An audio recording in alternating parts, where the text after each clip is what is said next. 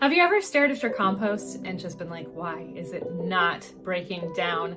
And then looked at all the traditional rules of needing to have the right carbon to nitrogen ratio and needing to kick it into high gear and get that temperature going, and just find yourself struggling getting your compost to break down? Hi, I'm Lauren Kane. I'm the founder of Elm Dirt. We originally started Elm Dirt as a worm farm, and so I worked with a lot of composting worms over the years to help break down compost faster. And so some people will add composting worms to their outdoor compost to help break it down. But there is also another way if you really don't want to work with worms. Did you know that the microbes in our plant juice also help break down your compost faster? The thing that works with traditional compost is it's microbes that are breaking it down. You're attracting those decomposers too. So there are going to be earthworms that come out of your soil. There's going to be roly-polies that help break down the difference, and there may be some millipedes as well. But a lot of what's going on is the microbes are breaking it down before it gets to the point where they can munch it a little bit more.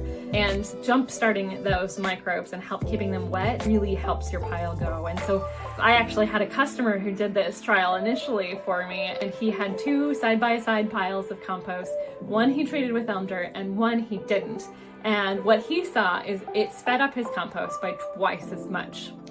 And can you imagine that if you had compost twice as fast, or if you let it go during the winter time and use the microbes to help speed it up? Now you might have to add a little bit more in the winter time because the cooler weather helps slow down those microbes.